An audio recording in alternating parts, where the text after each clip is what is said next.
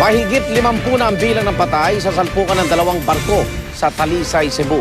Natuntun na rin ng mga diver ang lumubog na MV St. Thomas Aquinas mula sa Cebu. Saksi si Ivan Mayrina. Sa kuhang ito ng composite team ng Philippine Navy, Coast Guard at Civilian Technical Divers, ang MV St. Thomas Aquinas ay nasa ilalim na 150 feet, 3 kilometro ang layo mula sa Port of Cebu. Lubog ito na nakatagilid pa kaliwa, may malaking butas sa gilid ng kanang likurang bahagi at may tila hiwa na dulot ng pagbangga rito ng cargo vessel na Sulpicio Express 7. Makikita rin ang patuloy na pagsirit ng bunker fuel mula sa barko. What we call the impact area, the collision area.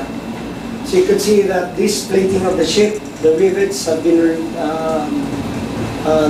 the plating has separated away from the main hull. You see that the oil is also spilling out. On level, it is lying on its left side. Sa daanan naman papunta sa passenger cabin at kantin ng barko kung saan pinaniniwala ang marami ang natrap at kasamang lumubog. Nagkalat ang bagahe ng mga pasahero at ibang nakaharang na debris.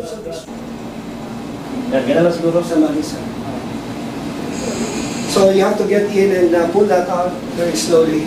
It's a very tight space there. Sa ngayon, nasa mahigit 6 na po pa ang nawawalang pasahero.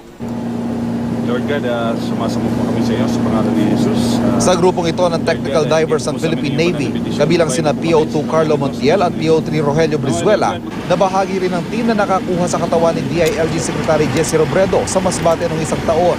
Di birong peligrong sinusuong ng mga technical divers ng Philippine Navy sa kanilang bawat pagsisid. Bagamat sanay at bihasa sa mga ganitong klaseng operasyon, iba yung pag-iingat pa rin ang kailangan gawin. Isa sa mga pinakamahirap na trabaho ito sapagkat ito, papasok ka sa loob. Hindi mo alam kung ano ang nandun sa loob. Maraming mga obstructions. Pasok mo ng door, right side, may 5 doon, 4 or... Malalaking alon ng sinagupa ng aming sinakyang barko. Pagdating doon, may mga nakaantabay ng mas maliliit na bangka sa paligid. First dive, kukunin yung mga body, then papalutangin. Pagkalutang, kukunin yung mga nasa surface. Makalipas ang ilang minuto, 5 nang lumulutang, 2 yung sa Coast Guard na rubber boat, 1 yung sa Navy. So may head count na 8 na dead bodies, over. kabilang sa 8 lumutang na katawan, ang isang babaeng buntis at isang bata. Tao lang po tayo. Pero so far naman po, mas yung fulfillment pag nakukuha namin yung mga dead bodies, nawawala po yung fear namin na mas kailangan tulungan po namin sila.